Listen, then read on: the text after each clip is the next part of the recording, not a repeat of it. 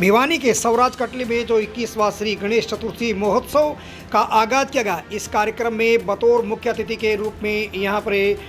श्री महंत doctor Ashok Giri Maharaj जो यहाँ पहुँचे, जिन्होंने अपने हाथों के द्वारा श्री गणेश महोत्सव का शुभारंभ किया और विशाल शोभा यात्रा भिवानी शहर से निकाली गई।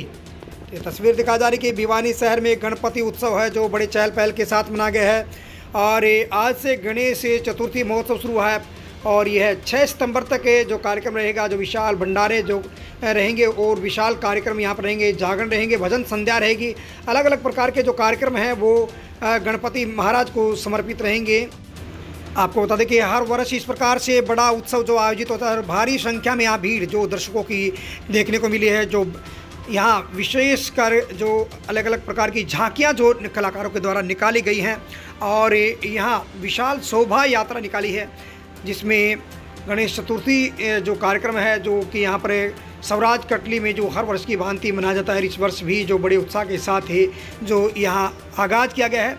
इसमें श्री महंत डॉक्टर अशोक गिरी महाराज ने कहा कि इस प्रकार के कार्यक्रम में हमें धर्म कर्म और ये हमारी सनातन एकता से जोड़ते हैं। उन्होंने कहा कि गणपति जो महोत्सव मनाया जाता है 10 दिन तक लगातार मनाया जाता है, इसका बड़ा रहस्य है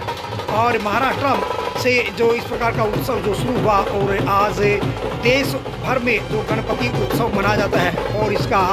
विशेष श्रेय जो जाता है महाराष्ट्र में जाता है और यह जो कि एक लंबे समय से एक इतिहास को कायम रखता है। उन्होंने कहा कि इस प्रकार के कार्यक्रम हमें आने वाली पीढ़ियों में हमारे जो धर्म सनातन धर्म को जो आगे बढ़ावा देते हैं और हमारी एकता को कायम रखते हैं, हमारे धर्म और संस्कृति और हमारी परंपराओं को आगे रखते हैं और उसी के चलते यहाँ छोटी काशी में आज विहंगम कार्यक्रम है वो देखने को मिला है। श्री महंत डॉक्टर अशोक गिरी महाराज ने कहा कि इस प्रकार के कार्यक्रम हमें धर्म और संस्कृति और हमारी परंपराओं से जोड़ते हैं और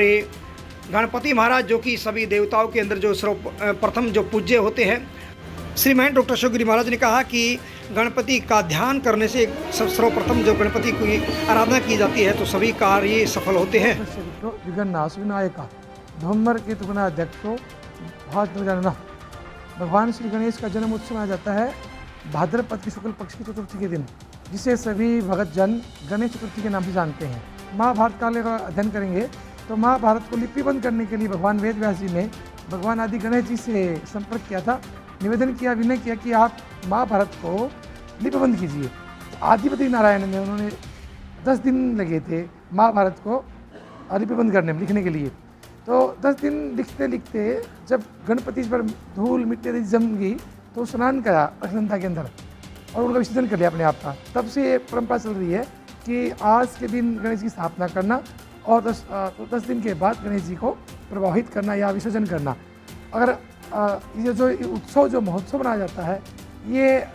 जब हमारा सनातन धर्म जब मुग़ल यहाँ पर आ गए थे, मुग़लों ने खंड खंड कर दिया था, तब शिवाजी ने एक करने के लिए कि धर्म जो है ना, धर्म एक ऐसा साधन है जो पिछड़े हुए हैं हिंदू हैं उनको एक कर सकता है। तो उसको एक करने के लिए माता जीजाबाई से आज्ञा लेकर उन्होंने कहा कि आप गणेश चतुर्थी बनाइए और गणेश उत्सव बनाइए। तो तब से महाराष्ट्र में मराठाओं ने यह नारा प्रारंभ किया था गणेश उत्सव और तब से पूरे भारत में गणेश उत्सव के नाम से प्रसिद्ध होता है। धातु की प्रतिमा, लेकिन जो आजकल जाओ तो ये केमिकल्स होते हैं या जो हम पेंट लेके आते हैं, पेंट पर केमिकल्स होते हैं, जहाँ भी विसर्जन करेंगे तो उससे जो रसायन तत्व हैं वो जल में गिरेंगे, जल से शुद्धि पैदा होगी, जल जीव जंतु को जाएगा या वृक्षारोपण में जाएगा,